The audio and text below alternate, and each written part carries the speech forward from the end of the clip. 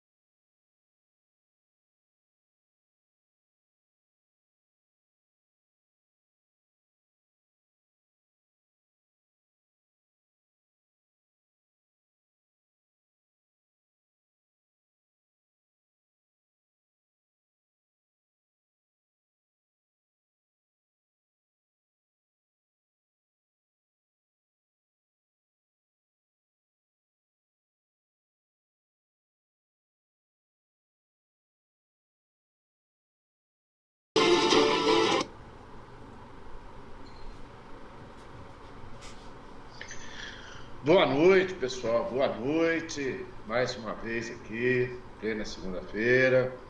Eu e o Bira Monteiro. Filha, abaixa aí pra mim. Eu e o Bira Monteiro aqui, mais uma vez, tá? Mais uma vez agradecendo a vocês aí pelo tempo que vão aí dispor com a gente aqui, tá? E com notícias atuais aí do fato, né, de ontem, domingo, né, as manifestações, né, e as notícias pós-manifestações, né? Então, Cara, o Faria deu uma travada aí, continua aí. Bira, tá contigo. Tá, o Faria deu uma travadinha aí agora, mas já voltou. E aí, pessoal, boa noite, como é que vocês estão? Tudo bem? Day after, o dia seguinte, hein? Muita coisa aconteceu ontem, hein? Eu já vou passar aqui daqui a pouco, voltar aí já digitando aí, cumprimentando todo mundo, agradecendo pela presença, né, e as tá notícias. certo? E, poxa, agradecendo também porque ontem no meu canal lá teve uma presença maciça, né? E videozinho com 43 mil acessos, quase 44 mil, hein, Faria? Difícil conseguir isso. Foi beleza. Poxa, ontem eu ainda tava meio assim, meio bobalhado, né? Hoje eu já tô caindo a ficha.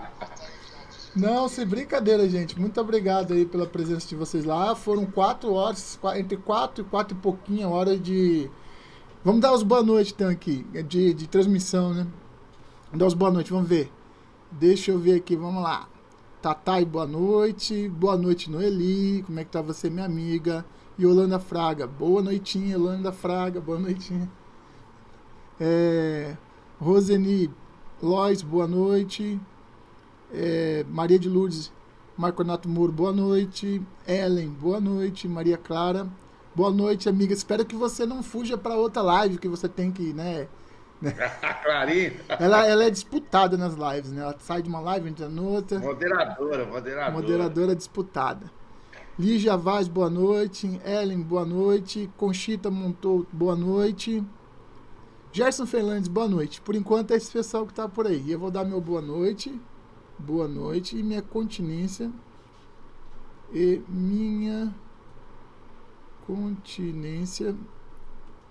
a todos, amigos e amigas.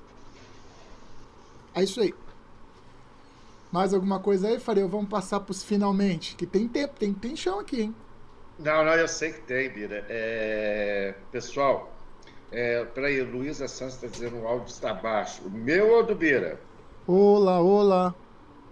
O meu áudio tá baixo? Você tá me ouvindo bem aí, Faria? Eu tô te ouvindo bem, Bira. Luzia, é o meu ou do Bira? Peraí, eu vou ver aqui o que tá acontecendo aqui, deixa eu ver. Aí tem que... Digita aí, Faria. Vê se você consegue digitar que fica melhor. Dispositivo de captura de vídeo, 102. Ó, o teu áudio tá funcionando bem aqui pra mim, Faria. Então, tá entrando bem também aqui. Eu não sei, tá no máximo aqui. Deixa eu ver se tem alguma coisa... Deixa eu ver aqui se tem alguma coisa aqui, né? Vamos fazer o seguinte, vamos ver se a gente coloca aqui uma... entrada de áudio... A Noeli tá dizendo que o som tá ótimo. Ok. Como é que tá então? Fala aí, Faria. A Tatá está dizendo que está baixo o seu. O meu? Mas como é que pode O ser isso? Bira, a Luzia também falou que está E baixo. agora? Tá o baixo seu. ainda? Alô, som, som, som. Oi, oi, oi, 1, 2, 3, testando. Você tá me ouvindo bem, O Faria? Denir está dizendo, uns estão dizendo que está bom, outros estão dizendo que está baixo. Pô, gente, o pessoal que tá com problema de som, dá um refresh aí. No É um F5, um pessoal. F5 na tela, que melhora. Tá? Aí eu vou pedir também pro pessoal não mandar zap pra mim agora, não, porque eu trabalho no celular, aí eu já tô pedindo. Mas tá chegando tanto zap pra mim hoje aqui que tá punk.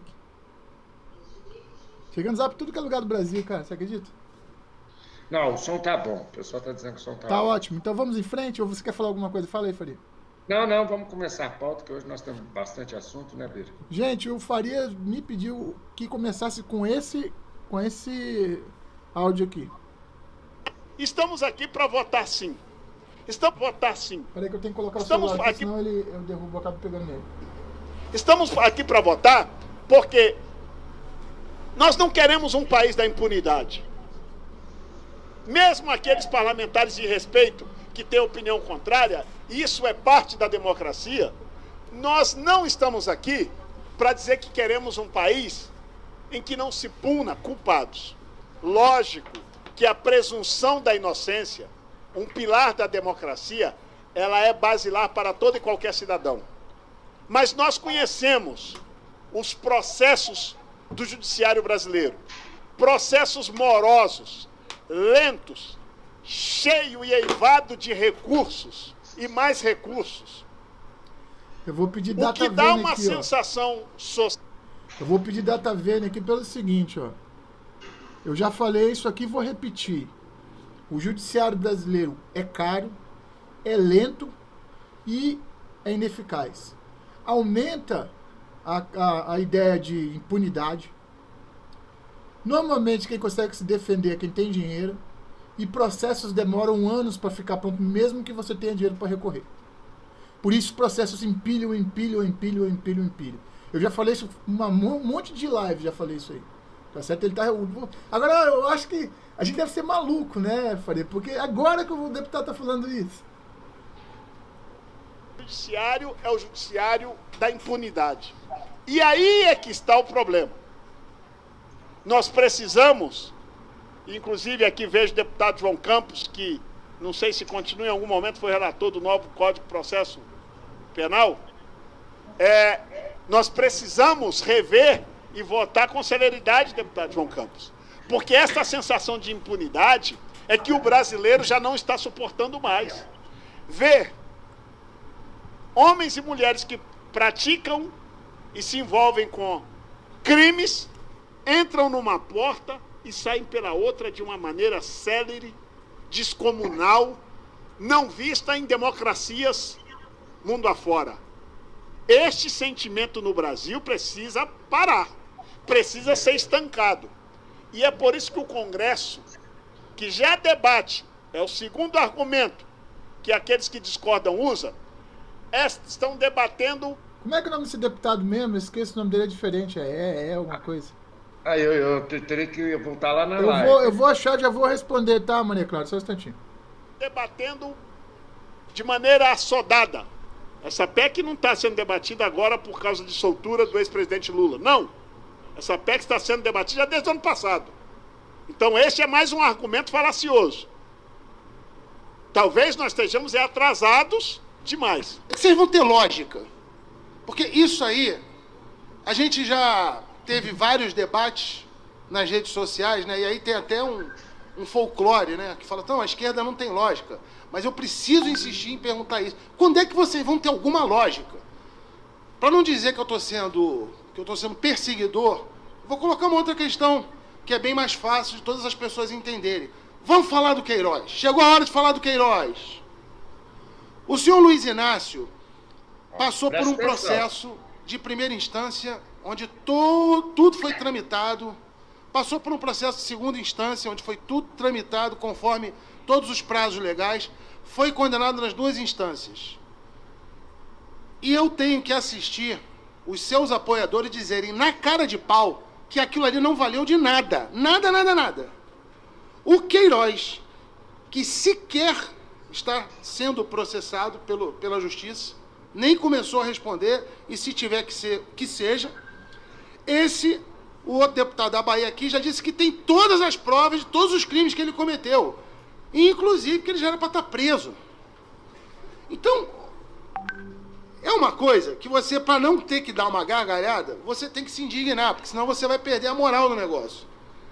Os caras dizem que um camarada que não tem nenhum processo já era para estar na cadeia, e um outro que está condenado era para estar solto. É assim que eles fazem. Se isso não é um nível de psicopatia, uma patologia, eu não sei como é que eu classifico isso. Sinceramente, isso não é um debate político.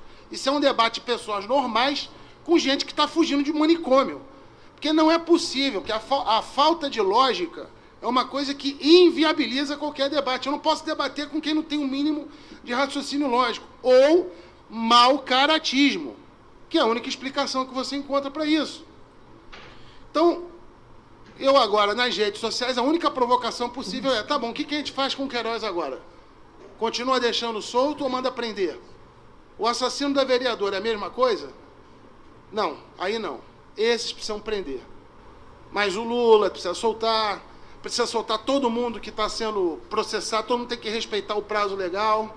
Em relação a essa questão de terceira instância, eu acho muito engraçado. Puta, eu não tô achando esse cara. Se falar aqui em pedir celeridade, todo mundo agora quer celeridade, mas o fato é que no Brasil a tradição mostra que as pessoas levam 20 anos aí, os processos levam 20 anos. Então, na prática, não adianta a gente ficar fazendo firula, não adianta a gente ficar de contorcionismo retórico, porque na prática, a terceira instância no Brasil, ela vai chegar aos níveis em que a impunidade vai ficar consolidada.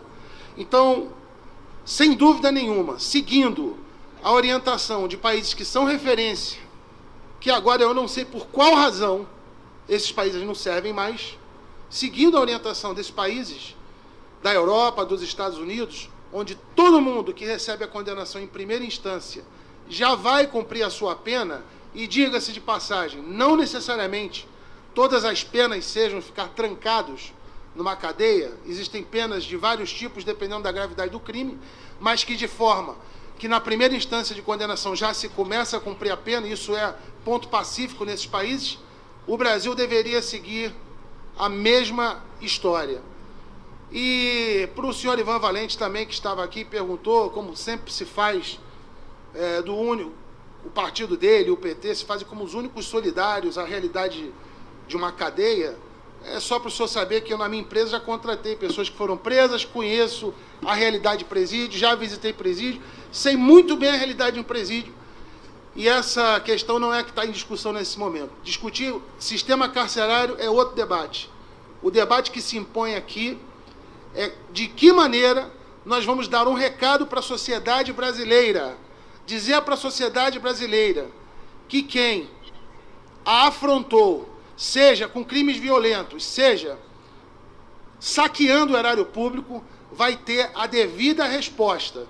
É isso que a sociedade brasileira espera dessa casa, para que se dê o exemplo das autoridades, que a punição seja na medida correta e que só os processos seguindo a orientação de países que já mostraram que funciona é que pode dar uma saída para o Brasil. Muito obrigado pelo tempo aí.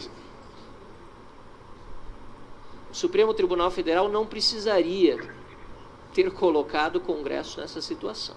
Aí esse a gente conhece, né? Aquele de Curitiba. Porque bem diz mais uma vez o ministro Barroso, você tem que lembrar o nome de todo mundo. É até questão de bom senso na interpretação das leis e o princípio da proporcionalidade, ver que o combate à corrupção e a criminalidade é um valor muito maior para a população do que a defesa de corruptos que fazem aqueles que se beneficiaram da bandidagem, da quadrilha que se instalou no poder para roubar durante todos esses últimos anos.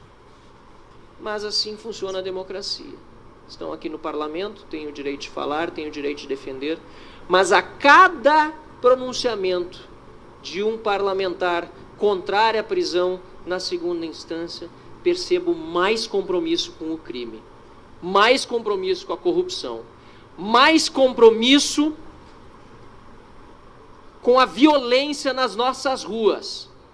E a cada pronunciamento favorável à prisão em segunda instância, deputado Alexis Fontaine, que bem lembrou os movimentos de rua, as pessoas que foram protestar no Brasil por um país melhor, nós vemos, a começar conteúdo, a começar argumentos, a começar a se falar de lei e de Constituição, lendo da lei e lendo a Constituição, a começar falando da decisão do Supremo Tribunal Federal, mencionando os votos dos ministros.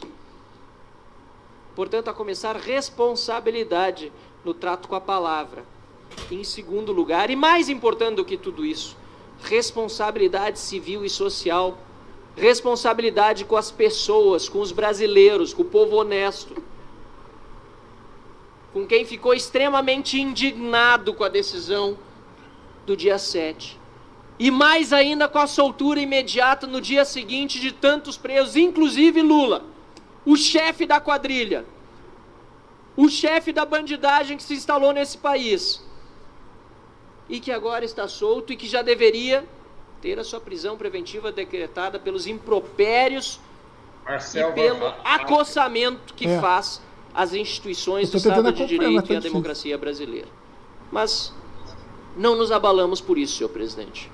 Pelo contrário, estamos aqui para concluir 1 minuto, às 22h17, para tratar desse tema tão importante e dizer: sim, o Supremo Tribunal Federal devolveu a bola para a Câmara e para o Senado. Está conosco a responsabilidade.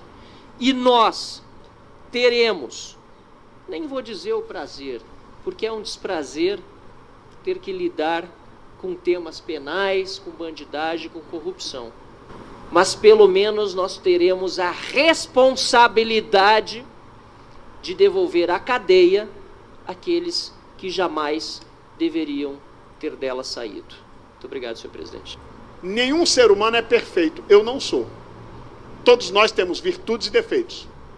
E eu tenho um carinho e estima pelo presidente do Tribunal Superior Federal, ministro Dias Toffoli.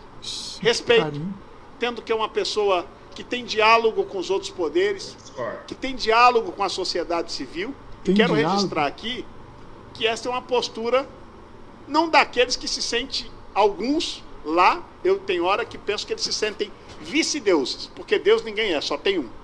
Mas vice, eu acho que alguns ali se sentem. Semideuses. Não é o caso do ministro Dias Toffoli. Falou nem. Mas eu quero registrar com o vice-deus, eu nunca ouvi falar de vice-deus. Que acho que foi de uma infelicidade tamanha. Vice é vice. Quando ele, depois de tomar o voto, fazer o voto decisivo, dá uma entrevista e joga no colo do Congresso a responsabilidade. Isto, eu acho que ele foi infeliz. Como eu o conheço um pouco, acho que oportunamente ele fará até autocrítica. Porque não é normal em outros países, em outras democracias, os ministros do Supremo Tribunal Federal, depois de uma decisão tão importante como aquela, saírem dando entrevistas. E acho que aí foi o deslize. Porque o que aconteceu a partir daí, muitos de nós parlamentares, em especial, como eu já disse no meu caso, que sou do partido do presidente da Câmara e do presidente do Senado do Democratas, ao sair às ruas somos responsabilizados por algo que não é responsabilidade nossa, que seria uma suposta omissão. Não é omissão. O texto constitucional existe. O texto constitucional não proíbe. Houve uma mudança interpretativa pelo principal poder judiciário, a principal corte? Houve. O que nos resta a partir dessa mudança na interpretação é a nossa reação. É por isso que a mudança foi na quinta-noite. Aqui na sessão ordinária não teve na segunda. Na sexta. Na segunda teve sessão. E aqui estamos desde ontem para fazer o debate e enfrentamento.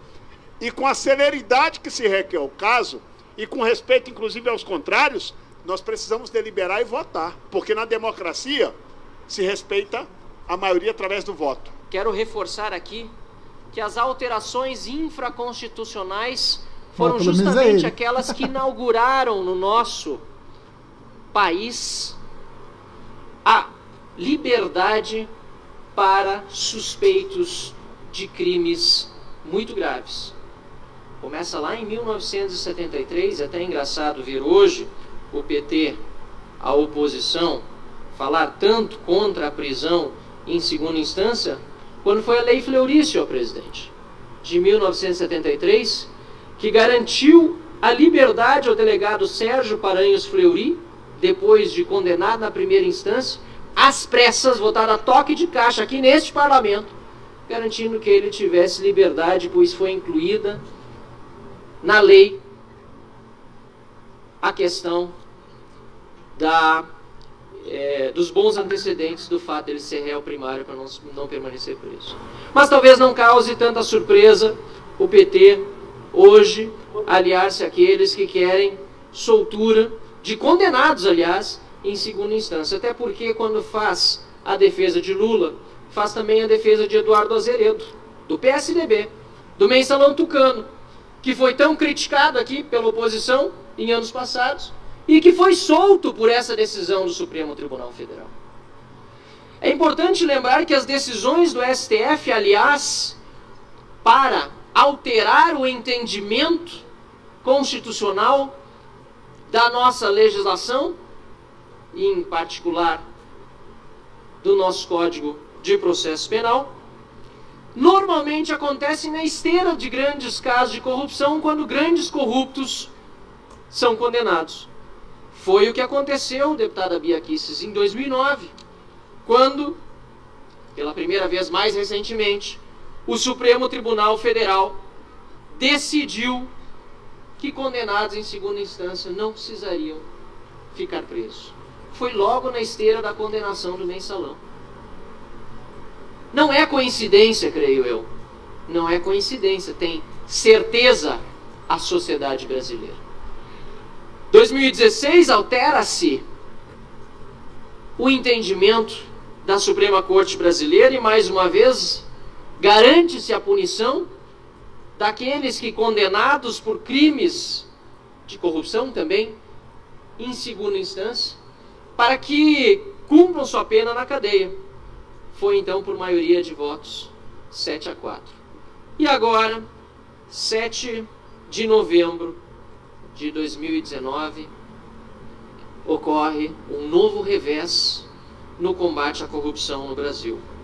No combate à criminalidade, aliás, não somente à corrupção. O STF, por maioria estreita de votos, 6-5, define que é constitucional o artigo 283 do Código de Processo Penal, que diz que apenas com sentença condenatória transitada em julgado, o criminoso vai preso.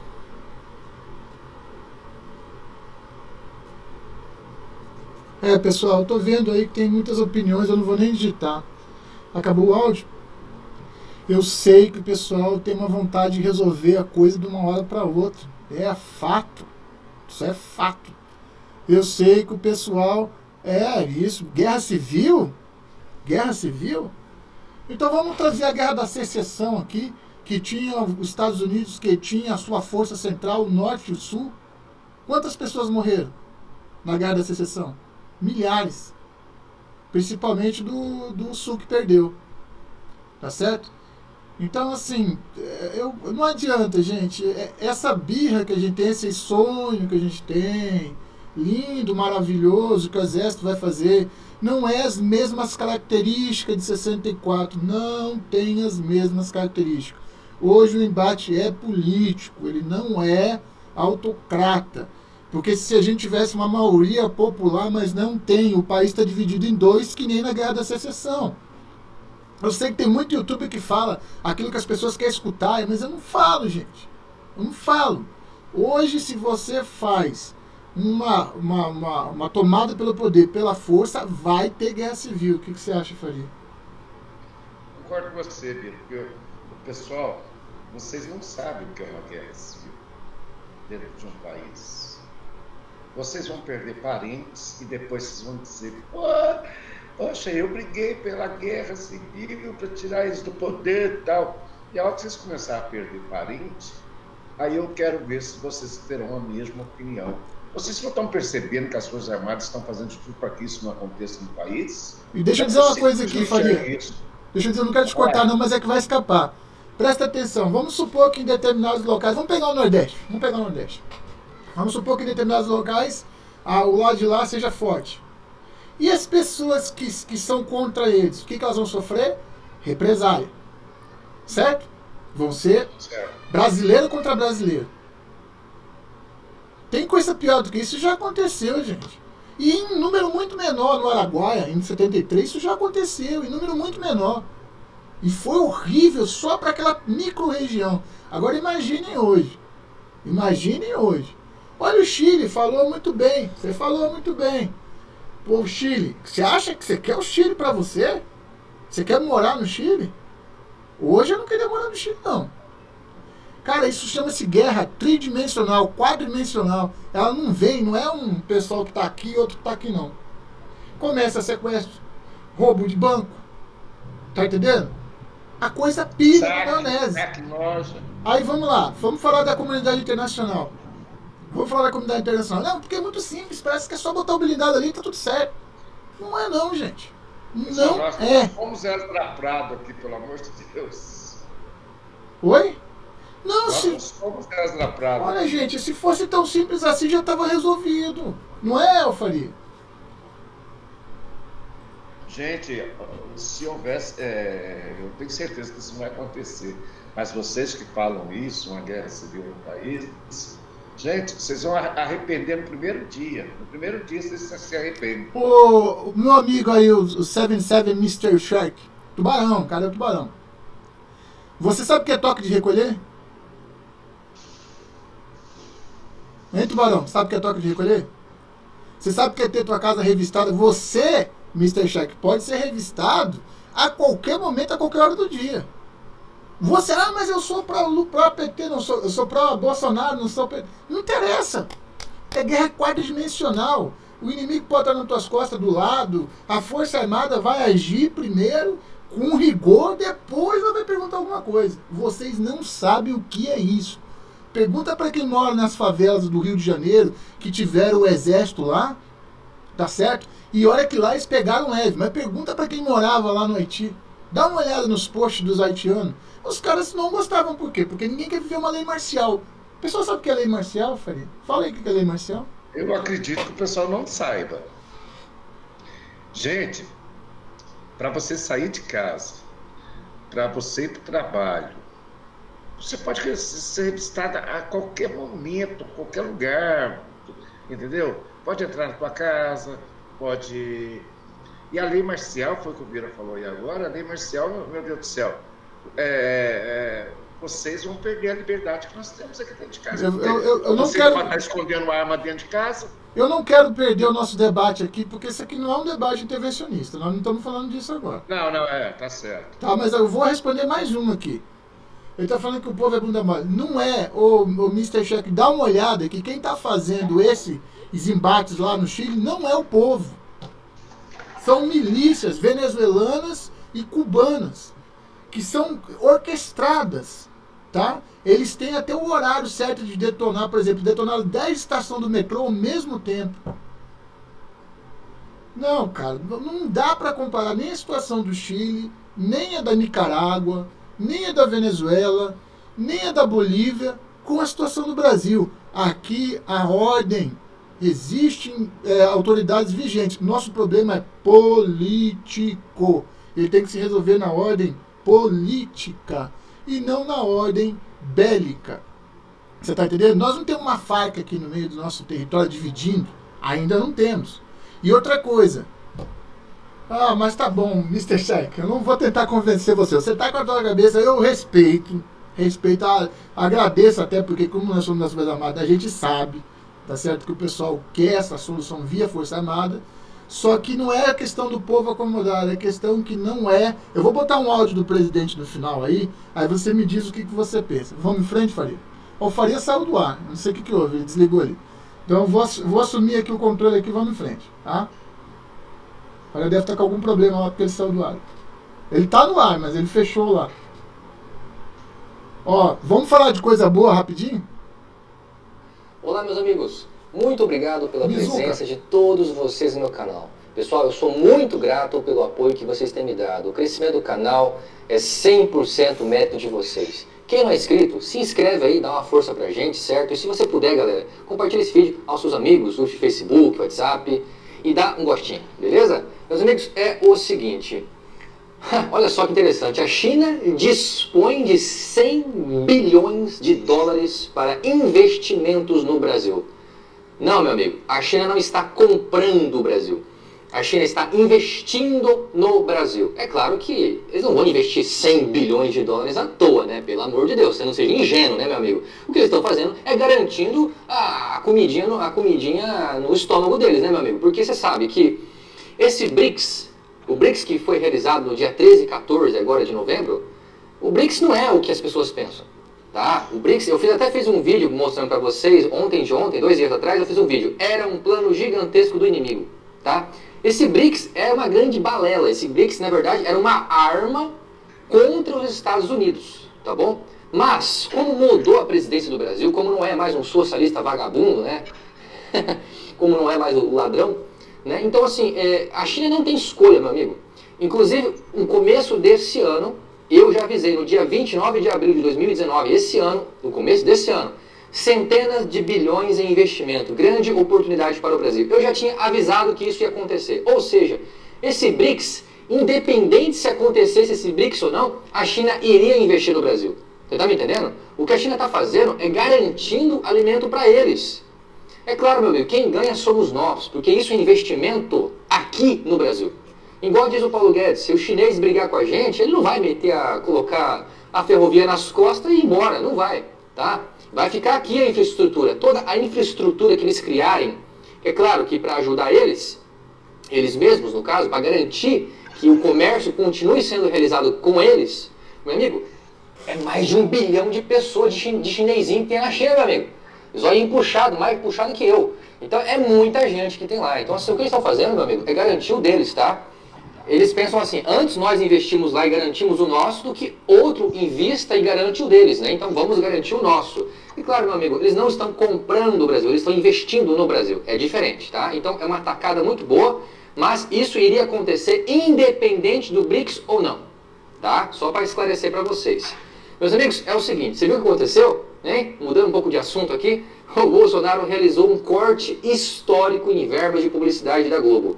Ele está passando mais publicidade para Record e para SBT do que para Globo. A Globo ficou só com 16,38%. Xoxô para você, né, Globo? Espero que no ano que vem diminua ainda mais. Tomara que após ano diminua ainda mais verba para emissoras de televisão, né? Tem que ser verba aí de publicidade de empresas privadas, não de estatal, né? Dinheiro do nosso bolso, né? E galera, eu quero tratar agora de um outro assunto, que é esse círculo vicioso da injustiça que eu sempre falo para vocês. E é muito importante que você assista o vídeo até o final para você entender o que eu estou falando. Muita gente nova está chegando aqui no canal, muita gente nova não viu os meus vídeos anteriores que eu explico sobre esse círculo vicioso da injustiça. STF, OAB, partidos políticos, a mídia marrom e a argamassa para tudo isso é o quê? É a corrupção, é dinheiro público, né? Olha que interessante. O Rodrigo Maia, ele visitou o secretário-geral da ONU em Nova York. Para quem não sabe, meus amigos, o Rodrigo Maia, ele tem o sonho do nhonho é se tornar presidente do Brasil. Eu sei. É rir para não chorar, né? Mas essa é uma realidade, tá? Ele sonha com isso. E, meus amigos, olha que interessante. Lembra daquela MP que o Bolsonaro assinou no começo desse ano? Que desobrigava, né? Que desobrigava ali as empresas, né? As empresas a divulgarem os seus balanços em jornais impressos, lembra? É um grande retrocesso, né? Hoje em dia, com as mídias alternativas, com internet, com rede social, as empresas serem obrigadas a gastarem praticamente ali 1 bilhão e 200 mil por ano, 1 bilhão e 200 milhões por ano, com esse tipo de palhaçada, não é verdade? Então, tudo que é obrigado é uma coisa negativa para quem quer que seja, tá? Tudo que seja obrigado pelo governo, uma coisa imposta, que você é obrigado a fazer, é uma coisa ruim, negativa.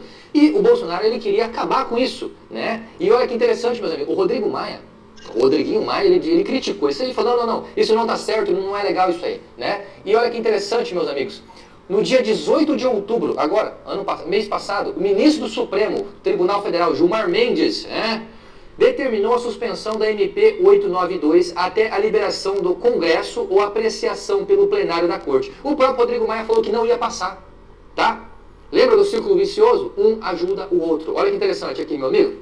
E olha só, a comissão, que foi feita há 2 dias atrás, no dia 12 de novembro agora, rejeitou a medida provisória que desobriga a publicação de balanços dos jornais. É tudo combinado. É tudo combinado. Tá tudo amarrado. Tá, meu amigo? Então, assim, não adianta mais. Tá? Esses caras, eles fazem tudo para se blindar, meu amigo. E olha que interessante aqui, uma coisa do próprio Rodriguinho Maia também. Recentemente, o presidente Bolsonaro, ele fez ali uma MP, certo? Uma MP ali para ajudar, né? Para ajudar os jovens no mercado de trabalho, etc e tal. Só que tinha um detalhezinho lá que o Rodrigo Maia não gostou. O Rodrigo Maia não gostou. Olha só.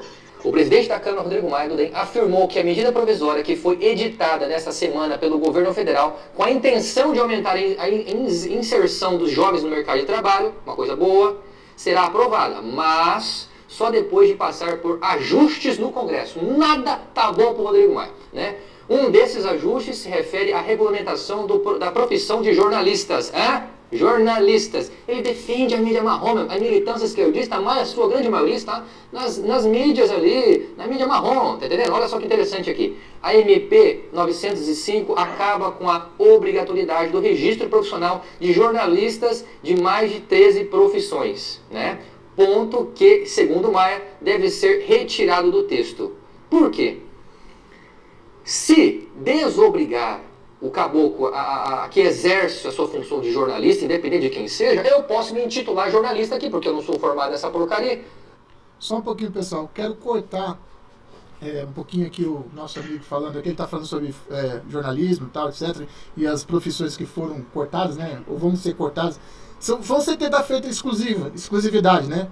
Que as pessoas se intitulam jornalista, agora deu. Acabou. Eu acho, desculpe, eu discordo um pouco dele. Eu acho que tem que ter um certo preparo para poder transmitir. Por exemplo, a gente pega algumas pessoas aí que só falam besteira, né? Eu não sou jornalista. Aqui nós falamos de opinião pública. Tudo bem, Lali, deixa quieto. Mas eu quero falar uma coisa para vocês. O povo brasileiro não é bundão. Vamos fazer uma análise rápida. Eu já passei essa análise por Faria uma vez, a gente conversando. O Brasil é o maior país da América do Sul, não é? É ou não é? Vocês sabem que nós somos de colonização portuguesa, certo? E os outros países da América do Sul, de maneira geral, são todos de colonização espanhola. Confere? Inclusive, o último que se separou do Brasil foi a colônia de Cisplatina. De Tordesilhas, né?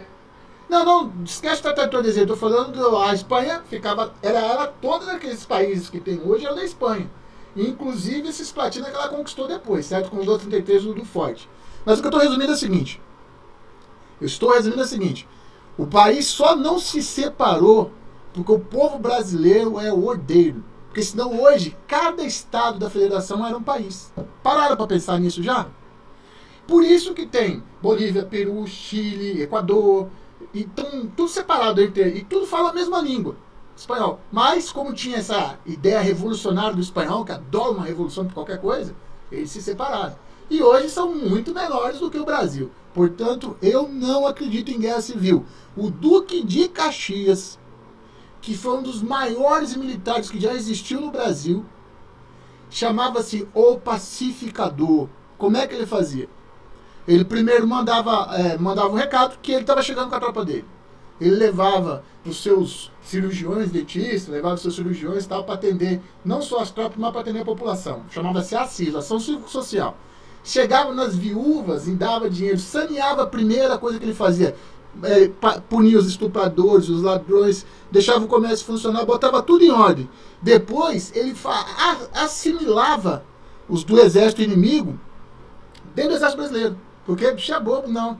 Quem conhecia o terreno, quem conhecia as condições do terreno eram os exércitos. Aí os caras iam debandando. Quando ficava só aquilo que sobrou da revolução, ele ia lá e passava a régua. Por isso ele era chamado o Pacificador. E não vai ser agora que o gládio do imperador vai cair. E esse pacificador hoje chama-se Jair Messias Bolsonaro. Ponham na cabeça de vocês. Tá bom? Vamos em frente? Vamos em frente. Eu sou jornalista agora, né? Então assim, você tá entendendo como é que é o negócio? Eles não querem, eles querem elitizar o cargo de jornalista. Sim. Elitizar, como se fosse uma elite intelectual suprema. Você tá entendendo a questão? E olha que interessante. Eu queria ver a carteirinha de jornalista do Leudo. Diz que é jornalista, aparece um monte de matéria que ele é jornalista. Eu queria ver a carteirinha Não, dele. mas ele não é jornalista, Bia. Eu queria ver a carteirinha dele. Não, ele não é jornalista. O Roberto Cabrini, um homem muito reconhecido na sua área de jornalista, né? Roberto Cabrini nasceu em 3 de outubro de 1960 em Piracicaba, interior de São Paulo. O jornalista Roberto Cabrini entrou para a Globo aos 17 anos de idade. Naquela época ele nem tinha essa porcaria que se chama hoje de carteirinha de jornalista, essas porcaria toda aí. Você tá me entendendo? O que importa é a força de vontade do cara. O cara quer trabalhar e uma porcaria dessa aí, e uma regulamentação, não, você não é formado na área, você não pode atuar no cargo. Isso impede muita gente boa que quer exercer a profissão de trabalhar. Ah, desculpa, eu vou discordar de novo dele, cara. Também Existe o comentarista. Tanto é que Augusto Nunes não é, ele é jornalista, mas tanto o Vila não é jornalista, o Vila é comentarista. O comentarista se vale do conhecimento sobre a causa, sobre o assunto para falar. Não precisa xingar os outros como faz o Vila, né? Nem ficar pegando 2.000 processos na cabeça, mas tem. Ah, ele tem, olha lá, diz o Cristiano que a carteirinha do Leudo é 171, o número dela. Não, mas De trabalhar. Leudo E o presidente Bolsonaro sabia disso. Oi? O próprio Leudo falou que ele não é formado em jornalismo. Ah, bom, beleza, ele se intitula então. Beleza, tá certo. É, isso. Pelo menos isso. Sabia disso. Olha, um exemplo desse é o Roberto Cabrini, aos 17 anos de idade, começou a trabalhar na Globo, como repórter. Você tá entendendo como é que funciona? Naquela época ele nem tinha esse negócio de jornalista, não era formado não, meu amigo. É força de vontade, tá entendendo? Então, dá pra você ver que um blinda o outro, esse círculo vicioso da injustiça que eu sempre falo pra vocês. E olha que interessante, meus amigos, mudando mais uma vez de assunto aqui, para tentar finalizar o vídeo rápido. Lembra que o presidente Bolsonaro falou sobre esse novo partido da Aliança pelo Brasil, certo? Eu sou contra partido político, né? Pra mim tinha que acabar com tudo, mas vendo esse posicionamento do presidente Bolsonaro, acredito que seja uma coisa positiva, até mesmo para ele poder organizar a sua militância, certo? Gente, presta atenção, gente. Pô, ô Mizuka, você tá me chateando, cara. Pô, presta atenção que eu vou rebater de novo. Gente, como Essa é que... pauta é sua. Não, essa pauta do Mizuka é sua. Pode não ver, não. Ah, jogou no meu colo. Tá, beleza. Mas vamos lá. Primeira coisa. Qual era o material de campanha do Bolsonaro? Qual foi o material de campanha do Bolsonaro? Tá aqui o material de campanha do Bolsonaro. Qual era o material de campanha do Bolsonaro? Patriotismo. Quem é que não tem a camisa do Brasil em casa? Oh, pode ser que alguém não tenha também, né? Não sei. Eu não sei. Pode ser que alguém não tenha, mas eu acho que todo mundo tem. Então o material de campanha já está comprado, já estava em casa, só faltava colocar na parede. E tirar aquela estrela vermelha, né? Não vou nem falar muita coisa sobre aquilo, que daria trazer mau agouro, né, pra gente. Tanto é que no final do mandato daquela coisa, que a gente combinou de não falar mais o nome, certo? Naquele estrupício, ele tava com a bandeirinha do Brasil, né? Ele não tava com mais estrelinha vermelha. E depende de conforme acontece, ele põe a bandeira do Brasil. Mas normalmente ele tava com aquela estrela do mar lá, né? Ele gosta dos bichos do mar, né? Então, gente, aliança pelo Brasil. Quem que não é aliado do Brasil aqui?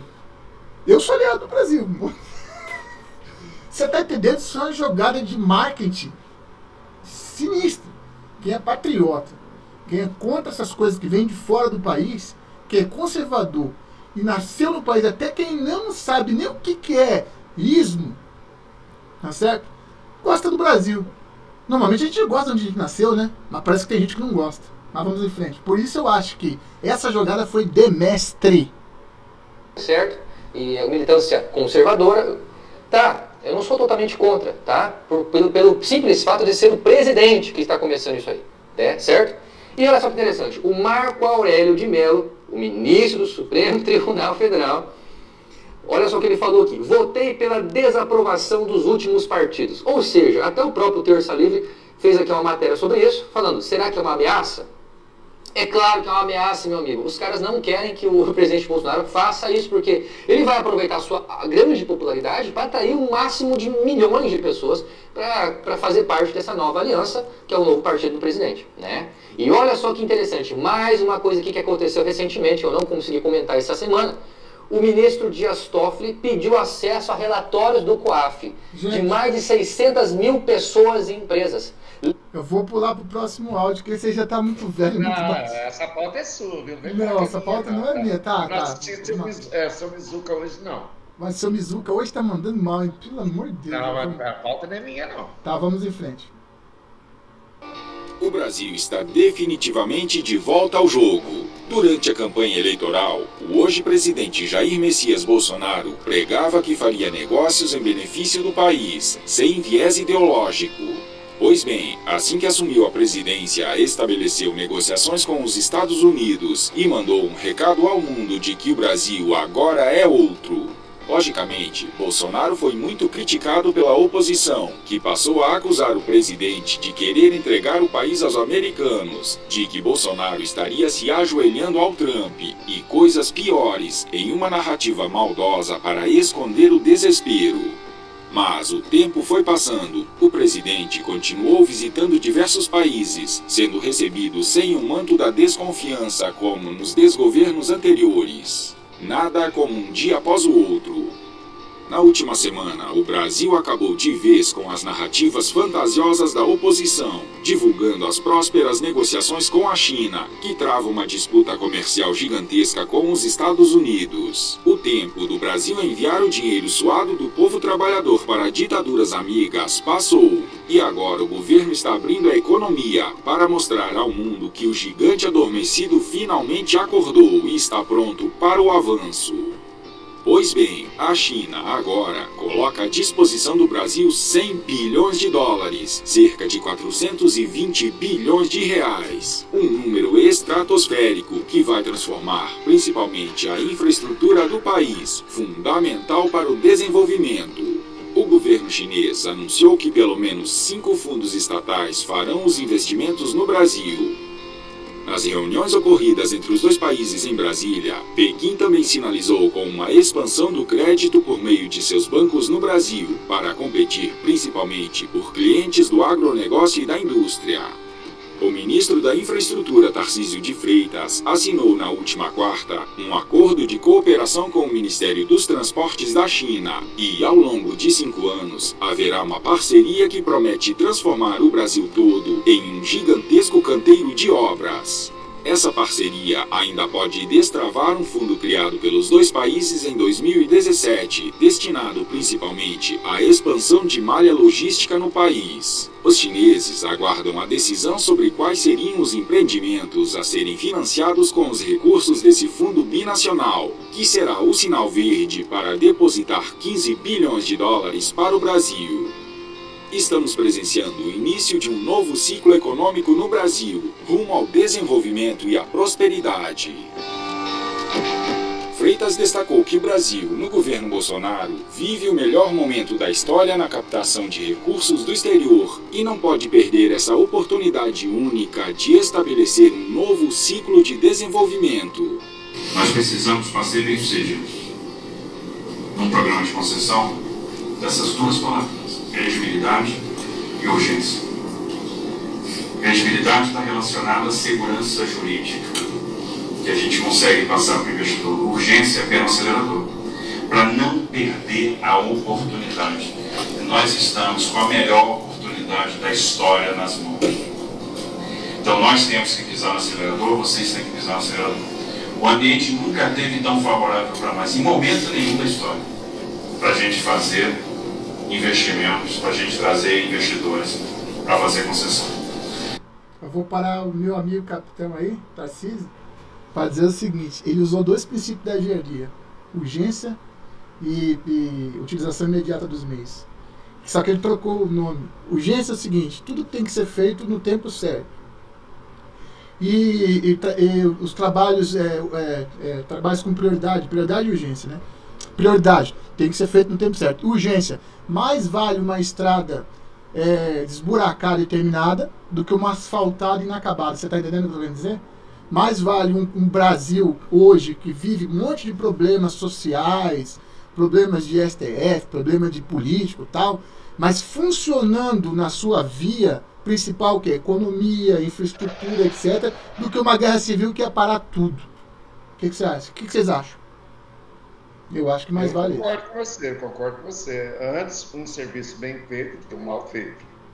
Então é melhor fazer a coisa com o tempo certo. Tem aquele ditado que diz que o apressado come cru, né? Ou queima os beijos, né? Olha para o mundo, o que está acontecendo?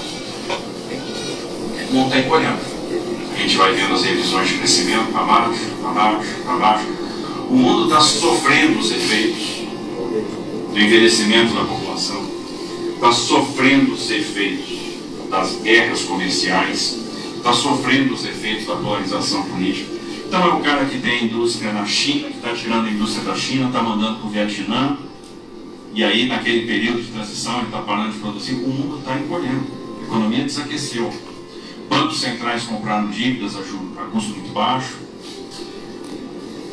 E as economias centrais estão reagindo a essa desaceleração baixando a taxa de juros, baixando a taxa de juros, baixando a taxa de juros. Então, os nossos projetos de infraestrutura, aquilo que não fazia sentido, às vezes, está fazendo muito sentido hoje, em termos de retorno em dólar.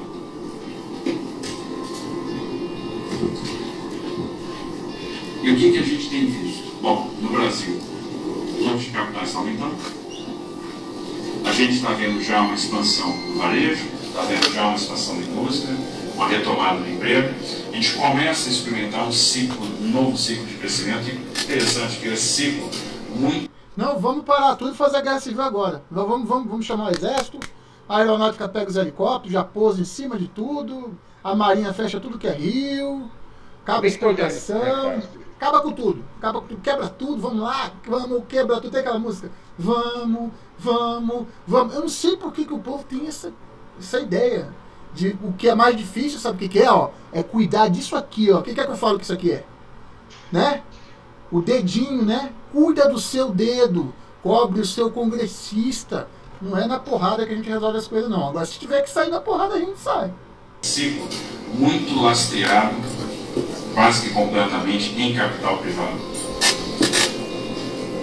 Reformas estruturais estão sendo feitas, às vezes amargas, mas necessárias, e isso está trazendo a credibilidade ao fundo. Enquanto o governo está fazendo sua parte, o legislativo e o judiciário seguem atrapalhando. Mas o povo está atento e ontem deu um recado duro aos supremos magistrados, exigindo que o Congresso Nacional coloque em pauta a demissão de ministros que estão agindo contra os interesses da maioria da população brasileira, causando retrocessos na luta contra a corrupção e a impunidade. O recado foi claríssimo em alto e bom tom, e o Senado tem a obrigação de dar uma resposta clara e rápida à sociedade, que não aguenta mais tanta afronta. A insatisfação da população brasileira com o Congresso Nacional é justa, legítima e se deve às atitudes dos parlamentares que foram eleitos para representar os interesses do povo, mas, longe disso, decidem por nós, contra nós. Na maioria das vezes, não representam os anseios do povo e utilizam seus cargos para interesse próprio. Uma participação mais direta da nação seria o correto a se fazer, uma vez que grande parte dos que estão lá não nos representam de fato. No Brasil se tem uma tradição de que só somos ouvidos nas eleições, e depois os ditos representantes do povo criam leis que não estão de acordo com o que a maioria da população deseja. A solução para essa lacuna de interesses está na iniciativa popular, onde projetos de interesse da população podem virar lei por iniciativa da própria população. A Constituição Federal de 1988 traz um valioso instrumento democrático denominado de Iniciativa Popular de Lei, consistindo na possibilidade de a própria população interessada, diretamente, elaborar projetos legislativos para regular a sociedade. O deputado Luiz Felipe de Orlans e Bragança afirma que o Brasil está atrasado e que esse instrumento democrático necessita de uma regulamentação clara, moderna, como em qualquer país desenvolvido.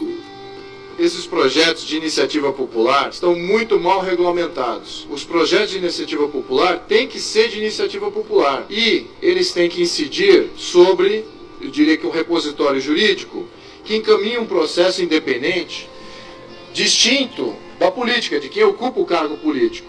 A vontade popular, ela é soberana, ela é se manifestada de uma maneira idônea, tem que ser respeitada como qual, e não cabe a nenhuma casa legislativa receber esse pedido, engavetar e colocar isso na prateleira ou tornar um processo que ainda não foi regulamentado de uma maneira extremamente aberta. Tem que ser um processo automático no minuto que você submete uma iniciativa popular, como é no mundo inteiro. Todo mundo que tem iniciativa popular, países desenvolvidos, é um processo automático, extremamente livre de interferência política. Funciona assim. Na esfera federal, a sociedade pode apresentar um projeto de lei à Câmara dos Deputados, desde que a proposta seja assinada por um número mínimo de cidadãos, distribuídos por pelo menos 5 estados brasileiros. Um exemplo de iniciativa popular é a Lei Complementar 135/2010, a Lei da Ficha Limpa. Luiz Felipe quer que a iniciativa popular seja vista como um canal independente de acesso do cidadão para a criação de leis que sejam do interesse e beneficiem de fato a sociedade brasileira. Aqui eu estou caminhando, sou favorável à admissibilidade da gente regulamentar a iniciativa popular, só que essa admissibilidade ela é parcial porque esse projeto tem 2 aspectos. Um é de você poder fazer iniciativa popular para emendas à Constituição, no qual eu sou contra. Eu acho que a Constituição não pode ser emendada em função da complexidade que é você definir um texto constitucional que é abrangente de todos os contextos atemporais. Já no contexto de iniciativa popular para projeto de lei, eu sou extremamente favorável, porque sim, as leis representam um momento, um contexto político, uma vontade pontual, e isso pode ser muito bem absorvido pelos poderes sem criar uma desestabilização do Estado de Direito e da nossa Constituição.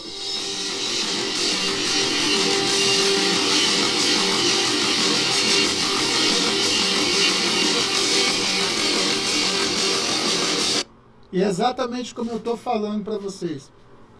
Meu irmão me chamou para ir para a Suíça, ele mora na Suíça alemã. Eu podia ir lá trabalhar como motorista, eu podia ir lá carregar umas caixinhas, ia ganhar um bom salário, viver uma vida boa e ainda ter minha aposentadoria de tenente-coronel. Agora, eu tenho meu irmão lá, ele já consegue as paradas para mim, já me consegue trabalho, já daqui a pouco eu vou lá, os caras veem que eu sou uma pessoa idônea e tal, começa a trabalhar lá, começa a aprender o idioma alemão, nossa senhora, que beleza. É porque ele está na Suíça alemã.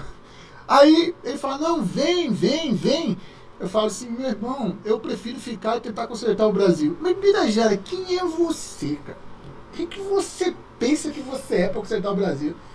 É aquela história do Bem-te-vi, do Beija-Flor, que no meio do incêndio, ele foi lá e cuspiu uma gotinha d'água. Aí o passarinho que vinha voando do lado dele virou e falou assim, você tá maluco? Você acha que com uma gotinha d'água você vai apagar esse incêndio? Ele falou assim, eu não sei. Mas eu fiz a minha parte. E a nossa parte não é ficar indo contra o presidente da República, nem tampouco desejando guerra. Fala alguma coisa aí. Não, você tá falando, eu tô esperando você terminar, concordo com você, Vira, porque, pessoal, vocês não sabem o que é uma guerra civil. Se vocês soubessem, se vocês dessem a história, vocês vissem aí o que realmente é uma guerra civil, até para exemplo de outros países aí, o que está acontecendo na Venezuela hoje, por exemplo. Ô, pessoal, vocês querem isso para o país? Pelo amor de Deus, nós temos que parar com isso daí. O exército, eu falo exército, quando eu falo exército, é As Forças Armadas. Ô, pessoal, as Forças Armadas estão fazendo de tudo para que isso não aconteça. Será que vocês não entendem isso? Eu sei que vocês não são militares. É só ler um filme, pô. Resolver o problema imediato. Pega um filme de guerra e olha, pô. Resolver o problema imediato, gente. Pega um filme de guerra e olha, Faria. Só pegar. Tem muita gente. Ó, nós vamos ter que repetir a áudio daquele médico. Tem muita gente que fica falando aí, porque guerra. Se ele vê um corpo caído na frente dele, tomou um tiro na cabeça, ele... É muito papinho, sabe? Papinho, entendeu? Mas eles não conhecem a verdadeira realidade de uma guerra, né? Levanta o braço aí quem já viu uma .50 atirando. Levanta o braço. Quem já viu uma rajada de metralhadora? Quem já viu um morteiro de artilharia? Levanta o braço aí. O povo brasileiro, cara. Agora, quem mais já viu isso? Um AT-4 explodindo numa casa. Eu já vi. Sabe o que é um AT-4? É uma granada 64mm que você lança ela reto assim, o que vocês chamam de bazuca. Então, nós não podemos desejar que as Forças Armadas vão contra os seus próprios filhos. Não pode. Os filhos do Brasil. Mesmo sendo um petista vagabundo. Nós não podemos desejar isso, gente. Isso aí é admitir a falta de consciência política que tem no Brasil. A pessoa pensa que votar é como se fosse um vaso sanitário. Ela vai lá e dá a descarga. Não entra e pronto. Né? Fala. Mais alguma coisa? Não. Vamos em frente? Eu me empolgo. Infelizmente eu me empolgo.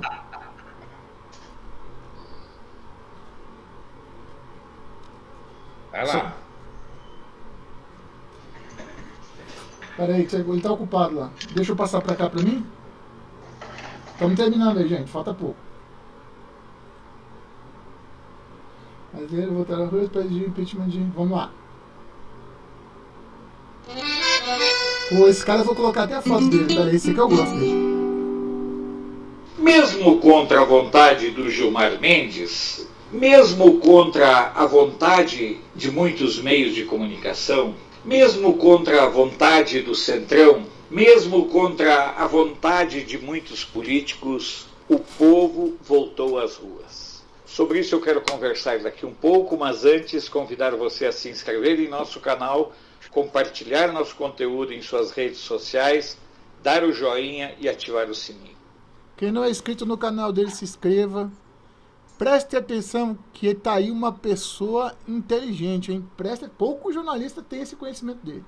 Por mais que algumas pessoas insistam com um discurso derrotista de que ir pra rua não resolve nada, a realidade mostra uma outra verdade. É nas ruas, é com o povo nas ruas que nós vamos pressionar, mesmo aqueles que supostamente se acham acima e livres de qualquer tipo de pressão. Não adianta ministro do STF, não adianta fulano, beltrano ou sabe-se lá quem ficar ameaçando de processar. O povo precisa manter o hábito da rua. E manter o hábito de lutar na rua de uma maneira sistemática e constante. Talvez seja importante que a gente observe o que está acontecendo na França, que nesse fim de semana também comemorou 1 ano de coletes amarelos. Todos os fins de semana eles estão se manifestando contra o governo Macron. 1 ano, todos os fins de semana. Conseguiram muitas coisas? Depende da ótica. Mas pelo menos trouxeram um assunto para discussão e se tornaram atores políticos da realidade na qual antes eles não estavam inseridos. Outro exemplo, Hong Kong. Se não fossem os jovens começarem com as manifestações, o terror comunista seria já favas contadas. E foi através da mobilização das pessoas que o jogo começou a mudar. Outro exemplo, Bolívia. A turma do Lula, certo? A turma da esquerda roubou a eleição, como já tinha roubado em 2013. Roubou a eleição e o povo foi para a rua. O povo foi para a rua para protestar e lá eram bolivianos protestando contra a bandalheira eleitoral. Nesse fim de semana, os venezuelanos também retomaram o processo de lutas contra o regime ditatorial do Maduro. A mobilização da sociedade, ela é importante porque ela é o único instrumento, além do voto, para mudar uma realidade que é adversa de um ponto de vista, mas pode ser muito positiva de outro. Observemos claramente a necessidade de manter a mobilização da sociedade. Mas povo na rua não derruba ministro do STF. não derruba, mas pode fazer com que o Alcolumbre largue de ser covarde e coloque em pauta o impeachment dos ministros do STF. Claro que a gente sabe que o STF tem o Alcolumbre na mão, é só andar com os processos que há contra ele. Mas o Alcolumbre, ao contrário dos ministros do STF, o Alcolumbre vai precisar de votos para voltar a ser senador. O mesmo com o Nhonho. O Nhonho, que é hoje um dos caras mais ordinários da República Brasileira, ele sabe que ele já entrou na última eleição na xiripa, como diz lá no Rio Grande do Sul. Ou como diz meu amigo Roberto Carvalho, pelo beiço de uma pulga. Fez pouco mais do que 50, 60 mil votos. O povo tem memória. O povo não vai esquecer. O povo certamente vai cobrar nas próximas eleições, tanto do Alcolumbre quanto do Rodrigo Maia, uma postura em relação, por exemplo, à votação da PEC da segunda instância. E também a questão do impeachment dos ministros do STF. É preciso o povo na rua para constranger essas divindades que invadem contas, que invadem dados sigilosos e mostrar que eles não estão acima de Deus e nem acima da lei. E que eles estão lá sem nenhum voto, mas que eles podem sim ser barrados nesse intento maluco, nessa cruzada doida que eles fazem de quererem ter todo o poder do Brasil na mão deles. É preciso sim insistir, reiterar e manter o hábito da rua, porque é na rua que vão ser forjados os movimentos, a pressão e o constrangimento de quem se arvora a dizer que não está nem aí para a pressão popular. A jogada do ministro do STF já deu certo com a mídia não dando cobertura, não repercutindo o fato. Mas tudo o que aconteceu de norte a sul do Brasil está nas redes sociais. E esse fato serve apenas para aumentar o descrédito tanto do STF. Opa, não sei o que eu ouvi aqui, deixa eu ver. O descrédito tanto do STF quanto dos meios de comunicação. E a força da mobilização popular também bota o dedo em direção tanto ao Rodrigo Maia quanto ao Alcolumbre. O primeiro não querendo discutir a PEC da segunda instância. E o segundo sem coragem de avançar no processo de impeachment contra os ministros do STF. Nós, na rua, podemos sim virar esse jogo. Nós, na rua, sim, vamos virar esse jogo. Sou Alfredo Bessoff, jornalista. Você pode não concordar com o que eu digo, mas eu tenho o compromisso de não silenciar. Gente, se o Faria me permite aí, se o Faria me permite, o áudio dele no final ficou baixo, eu tentei melhorar aqui, não sei o que deu. Mas se o Faria me permite é o seguinte, até eu não quero fazer aquelas coisas que alguns canais fazem que a gente não gosta, mas aqui o que eu quero falar é o seguinte, até quando vocês acham que eles vão aguentar essa pressão? Hoje, eu tenho uma passada lá, infelizmente, na Jovem Pan, até a Jovem Pan está sentindo o cutuco. Eles lá, no dia da manifestação, estavam lá, né, não vou nem falar nome aqui, tá? Estavam lá falando, não tem tanta gente, olha os buracos ali no meio e tal. Eles foram filmar já no final da manifestação em São Paulo. Mas no início ninguém filmou nada. Mas eu tenho 4 horas de vídeo, tá ali. Um vídeo que nunca tive tanto acesso na minha vida. Com 43 mil acessos. Porque o pessoal que não pôde ver, quis ver, para ver o que a imprensa falou e o que é verdade. Por isso deu tanto acesso. Eu tive mais acesso que o Terça Livre, que teve 33 mil acessos. Por quê? Porque eu coloquei todo o Brasil e fui mostrando no Brasil inteiro o que eu pude, o que eu achei. E olha, pasmem, na internet pouca gente estava transmitindo. Tinha muita gente dos youtubers na manifestação. Então aí foi o filão que surgiu para mim que eu pude transmitir porque eu não posso ir, né? Entendeu? Então, quer dizer, eu acho que tudo que ele falou aqui agora, tudo que o Galdério de Brasília falou aqui agora é exemplo. Se a gente continuar insistindo, vai ter sim, sem isso aí, essa maneira, vamos dizer assim, negativa de pensar, eles vão ter que ceder. Bira, nós temos que lembrar que, devido ao povo ter ido na rua, a Dilma Rousseff sofreu seu impeachment. Né?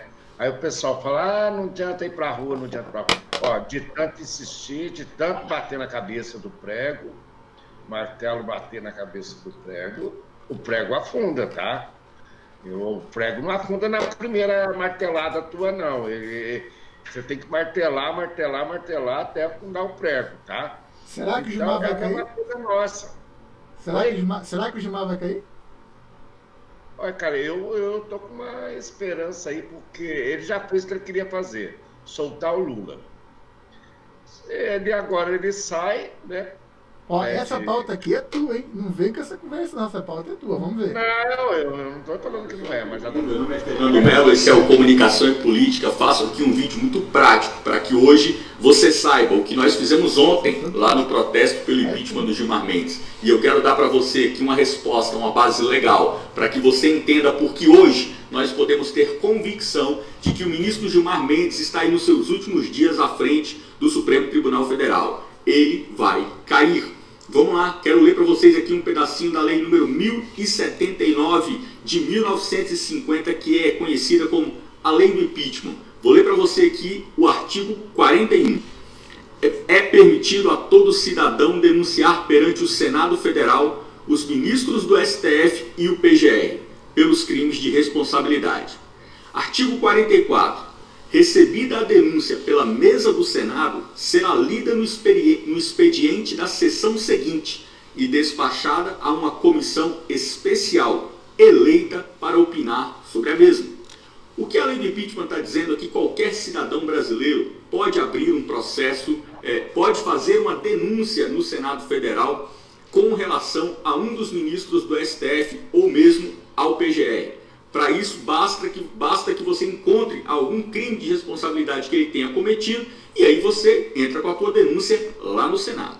Os crimes de responsabilidade, eles são encontrados no artigo 39. Vou dar aqui alguns exemplos para vocês. São crimes de responsabilidade dos ministros do STF.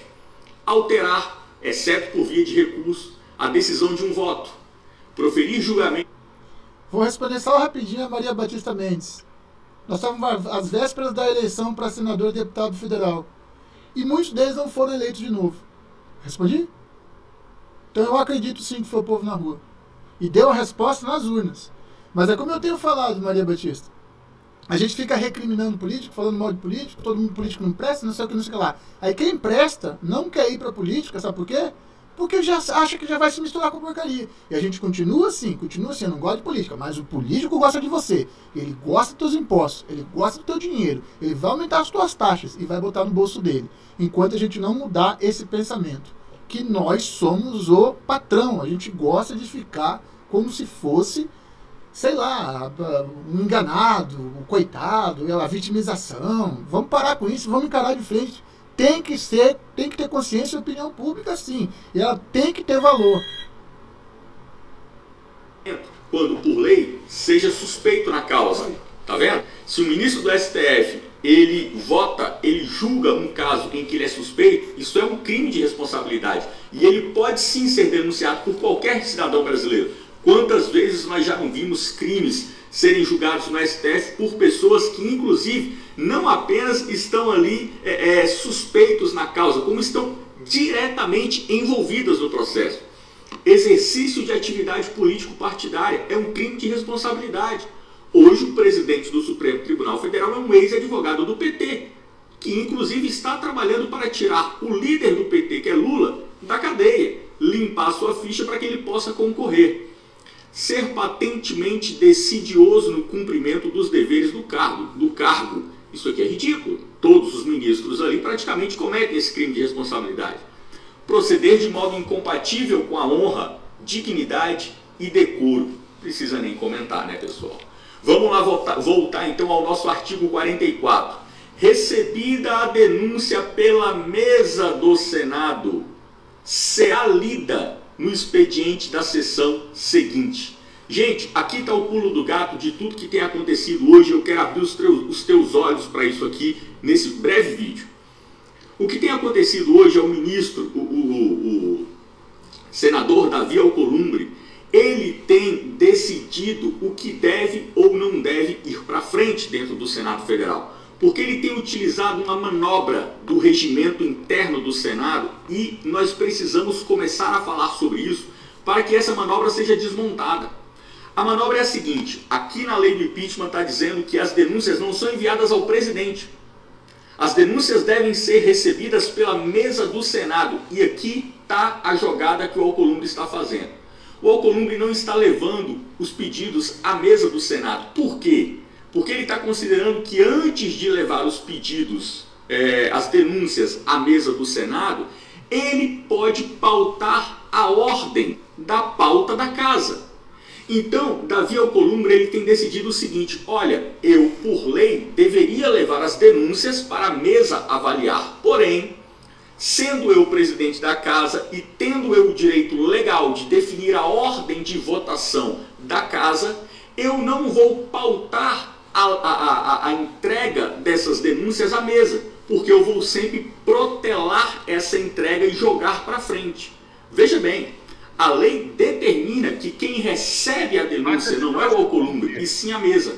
Porém, cabe pelo regimento interno do Senado à presidência da casa definir a ordem das suas votações. Cara, eu vou resumir esse cara aqui, porque senão não vamos sair daqui já até 1h18, tá? Então é o seguinte, o que ele está querendo chegar, onde ele está querendo chegar? Se juntar uma equipe dentro do Senado e denunciar o presidente do Senado por prevaricação, tá certo? O que vai acontecer? Ele pode ser impeachmentado. Aí tem que ter, se não me engano, 50% mais um, né? De votos. Se eu não me engano é isso. 50% mais um, que é o que eles chamam de totalidade, né? Que é a maioria, né? Ou se não é, alguém pode me corrigir também, que eu não vou ficar especialista de lei do Senado, né? Agora, ele prevarica quando ele não cumpre aquilo que ele tem que fazer. É como se eu não cumprisse as minhas missões, entendeu? Que são missões minhas, eu posso ser punido pelo quartel por trabalhar mal intencionalmente ou deixar de cumprir as tarefas na minha esfera de atribuição. A diferença é que no quartel pune, né? Essa que é a diferença.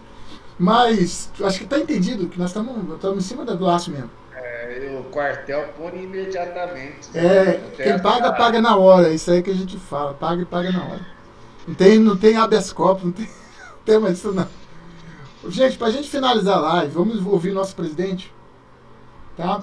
Ele fez um aceno pra imprensa, mas foi muito legal o que ele falou. Vamos ouvir ele? Eu sempre adoro terminar a live com o presidente. Vamos lá? Vamos lá.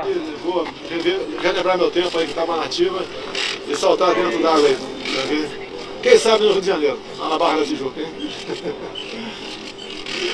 O microfone agora, presidente. Fala aí, o senhor mandou um recadinho pro Silvio lá do SBT. Parabéns, SBT. Um abraço, Silvio Santos. Valeu. Mais alguém quer parabéns aí? Tô na Record. Aquele abraço, parabéns. Foi de São Paulo também? Globo também? Pessoal, a gente precisa muito da imprensa para divulgar realmente o que é bom, bater no que é ruim, tá? Ouvir o povo, divulgar, para a gente, às vezes, redirecionar o que está fazendo, que nem sempre está certo, né? Às vezes a gente não está num rumo diferente. O que a gente precisa muito da imprensa é opinião minha, é opinião pessoal agora, né? Valorizar a família.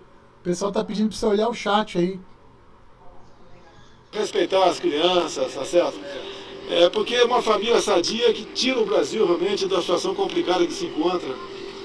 Não divulgue maus costumes, não vão nessa de liberar droga, vai ficar pior no Brasil. É por aí, tá ok? Presidente, 27 anos no parlamento, o senhor acredita que a fala do filho do senhor abre margem para algum... Olha, eu já falei coisa, olha só, o artigo 53 da Constituição diz, vamos respeitar a Constituição, né? Os senadores e deputados são invioláveis, civil e penalmente, por quaisquer, que é um pronome, de suas palavras, opiniões e votos. Mas aí, agora, não existe AI-5. Na Constituição anterior existia, não existe. Você falou que seu filho sobre isso, Conselho de Ética? Por que punição se for uma perseguição política? Eu não acredito que isso aconteça, que abre brecha para você punir qualquer parlamentar por suas opiniões.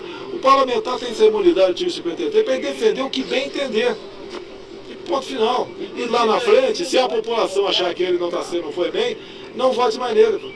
Agora, ele fez uma comparação hipotética se o que está acontecendo no Chile viessem para o Brasil. No lugar dele, eu diria, nós deveríamos mudar a lei que trata do terrorismo, né, que tem tramitando na Câmara, para esses atos de incendiar metrô, ônibus, prédio, tem que ser enquadrado como se terrorismo fosse. Né? O senhor acha que tem risco de o Brasil ter manifestações como as do Chile? Você tem que sempre estar se preparando. Você, como chefe do executivo, eu não posso estar em berço esplêndido e ser surpreendido por qualquer coisa. As manifestações são bem-vindas, mas não o padrão do Chile. Aí o fim da picada. Tá? Inclusive lá, ó, quase uma dezena de estações de metrô foram incendiadas quase que simultaneamente. É uma ação orquestrada. E outra, mesmo que fosse um só, não pode. Faça isso com o patrimônio público. Né? Vai protestar na rua, fazer o que bem entender, mas sem prejudicar o terceiro e sem prejudicar o patrimônio público ou privado. É menos mais fácil. Eu não sei, eu não tive... O Paulo Guedes tem medo da visão minha, que foi menos... O Paulo Guedes gostaria que as 3 já tivessem aprovado. O Paulo Guedes é um economista, tem os números na cabeça, está conduzindo bem a economia do Brasil. Lá fora, o fato de estar sendo bem recebido são pelos números aqui do Brasil. Quem imaginava... Vocês lembram, vocês são jovens, hein, de repórter, né? Mas até há pouco tempo estava na Constituição que o juros podia passar de 12%. Revogar esse dispositivo para poder, e além disso, na metade dos 8 anos do FHC, o FHC foi simplista, combateu a inflação, aumentando a taxa de juros a números estratosféricos. Temos aí a resposta, quase 4 trilhões em dívida.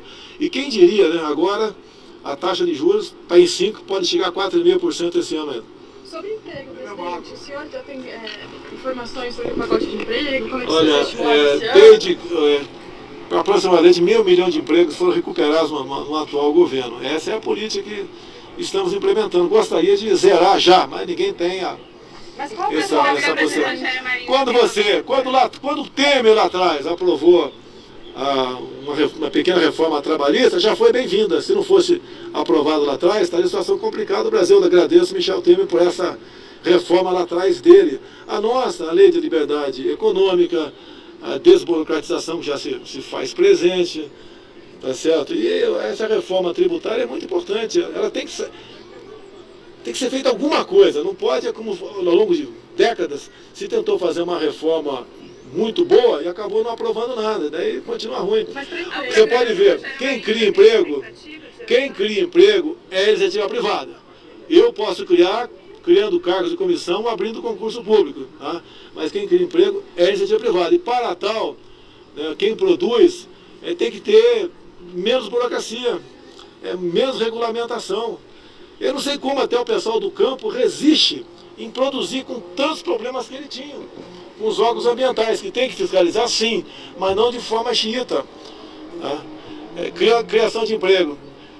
Nós temos que botar de forma mais competitiva nos portos nossos o produto que produzimos para exportação.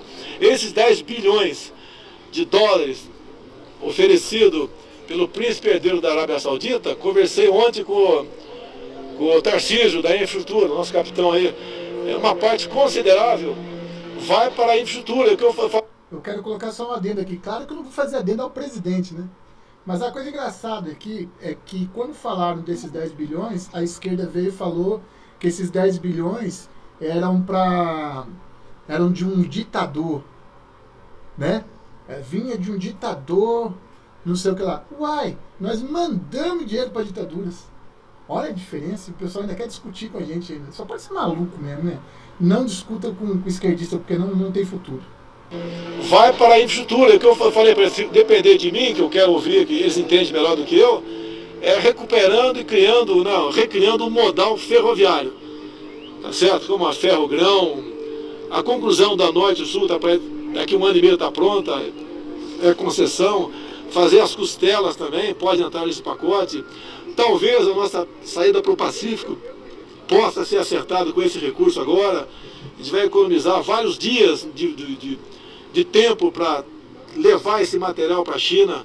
A China está muito interessada em nós, deve começar as negociações sobre etanol, quem diria? Nós estamos com um problema de etanol porque nós produzimos, tá certo, uma parte importada dos Estados Unidos, mas o que encarece no Brasil são os impostos. Vamos apelar aos governadores, né, que se for possível, eu sei que vivem apertados, Diminuir essa média de 30% de ICMS no combustível, cria mais emprego, se consome mais do que a nossa aqui dentro. Por isso que o etanol de fora é competitivo, lá fora quase não tem imposto. Temos que ir nessa linha. A diminuição da carga tributária está no radar do Paulo Guedes, ele não vai fazer de uma hora para outra, se não quebra alguma empresa aqui dentro, mas é buscar esse objetivo também. Agora, eu cuido dos impostos federais, os governadores estaduais, o prefeito municipal. Especificamente sobre emprego, o senhor acha que vai ter emprego aonde? Serviço, construção civil? O grande problema do Brasil é a falta de uma mão de obra mais especializada. Culpa de uma péssima educação, né? Ou melhor, instrução, que tivemos nos últimos anos. O objetivo da educação, no final da linha, é criar um bom profissional, quer seja ele autônomo ou não. Isso não foi criado. Você pega um moleque que terminou a 9ª série do ensino fundamental, pergunta 7 vezes 8. 70% não responde. Verdade. Você quer esperar o que dessa mão de obra? Então fica difícil, tá certo? Sabe o que o aluno faz? Ele pega, espera só um pouquinho, puxa o celular e mete com a calculadora. Incrível, é por isso que não passa no Enem. Depois, não passei no Enem. Quantas vagas podem ser geradas? Não tem bola de cristal, meu Deus do céu. Mas de imediato, presidente, a gente sabe... Não está criando, tirando, são demitidos, não. São criadas aproximadamente 100 mil vagas por mês, mais ou menos, desde janeiro para cá, em média. Está pequena, tem que aumentar. Agora o Brasil estava numa descendente. Conseguimos mudar isso aí. Por quê? Isso, em grande parte, a confiança sendo restabelecida. Vocês nunca tiveram um presidente que conversasse com vocês nunca tiveram. Raramente conversava. Eu, no corrente ano, recebi mais jornalistas, com toda certeza, que o FHC, o Lula, né, em 8 anos cada um. Aqui ficou claro ainda sobre a proposta da... Pode falar. Você falou do Enem, ô Pira, mas eu vi uma reportagem que todos os alunos das escolas militares, todos eles, sem exceção, passaram no Enem. Você está falando, só que eu peço o seguinte, tudo bem, então, assim, aqui nós temos um compromisso, então nós vamos trazer essa reportagem na próxima vez, certo? Vamos fazer. Porque senão eu vou virar Lildo. Não, mas eu mostro a reportagem para vocês depois. Beleza, então nós vamos trazer essa reportagem. Vamos em frente? Tá terminando. De trabalho, presidente, em que campo que o senhor pretende... Semana que vem tem uma proposta apresentada. Vou repetir para você, não vou comentar em detalhes, porque se mudar alguma coisa, vão falar que eu recuei. Sempre por descrédito em cima da gente. Posso ir embora? O senhor vai fazer como é? Olha o que o presidente falou, posso ir embora? Vou almoçar lá na Alvorada, que eu não pedi autorização para a esposa para buscar a moto. Eu não sei o que me espera na chegada, tá certo? E eu sei que a barra é pesada em casa. Dormir no sofá, hein? Dormir no sofá. Que hora for da casa do cachorro, né? Que daí você vai fazer uma maldade com o cachorro, botar ele pra fora da casinha. E é assim, não é nosso? Com você não é assim também, não? Não é a mulher que manda em casa? Ué, é patroa, pô. Por isso que o nome dela é patroa, mano. O cara é machão fora de casa. Em casa ele... Aí tem muita gente que fala que manda em casa, mas chega em casa, sim, senhora. Não... Eu não mando em casa. Não tem almoço, né? O que mais? Desliga a televisão na hora do Mengão também ou não? Não. O Mengão daí você vira macho. Valeu, pessoal. Obrigado aí. Libertadores, Brasileiro e Mundial, presidente. Mundial, Palmeiras? Não, Flamengo. O Palmeiras vai ser bicampeão mundial ano que vem. Isso é pra você, falei. Você viu como é que ele terminou a live? O Palmeiras vai ser bicampeão. Vira, eu vou ler 2 comentários aqui. O seu Longa, aquela vez que eu tirei o bigode, porque eu estava fazendo a barba e estava parando o bigode, porque errei o bigode, ficou torto, aí não deu conserto, eu peguei e tirei o bigode, tá?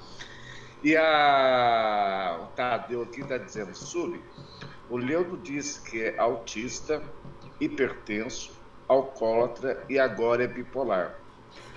Qual mais doença ele ainda arruma para este ano? Ele arruma todas as doenças para se vitimizar. Contanto que a vermelhinha caia lá. Se a vermelhinha cair, ele fica... Inclusive... Não, mas se vitimiza justamente para isso. Se a vermelhinha cair, ele põe até um sorinho do lado ali da câmera, e diz assim, gente, eu tô tomando soro agora. Olha aí, meu estado. Não é...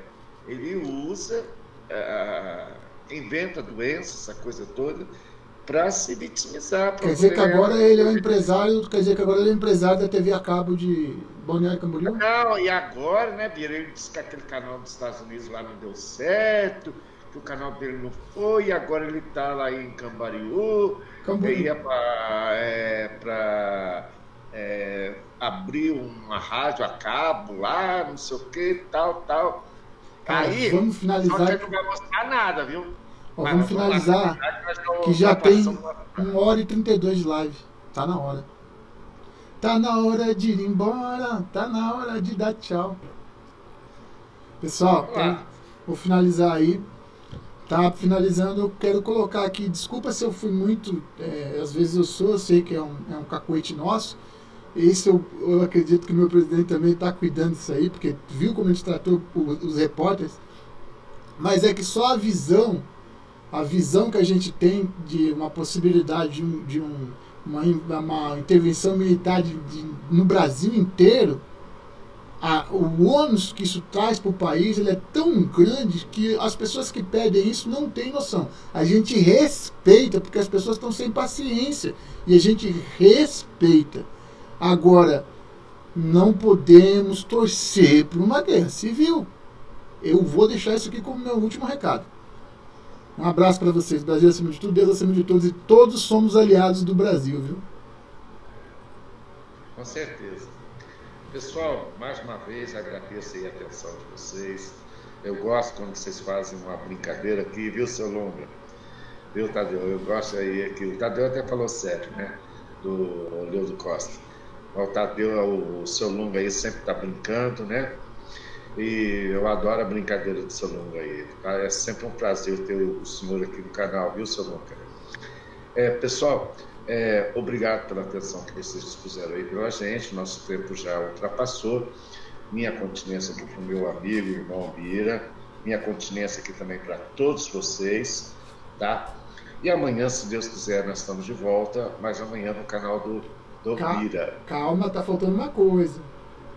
Ah, não, calma, eu não terminei ainda, cacete. Calma. Olha as meninas aí, não fala. Desculpa. Pessoal, nossa união é importante, continua sendo importante, mas com a verdade, a pura verdade, tá? Sem falcatrua, sem nada de se vitimizar, nada disso não, tá? De coração para coração, um beijo no coração de vocês, com o maior respeito, tá? E amanhã nós estamos de volta. O meu beijo no espeto porque eu não tenho bigode. É que é? Como é que é? O meu beijo no espeto porque eu não tenho bigode, beijo no coração.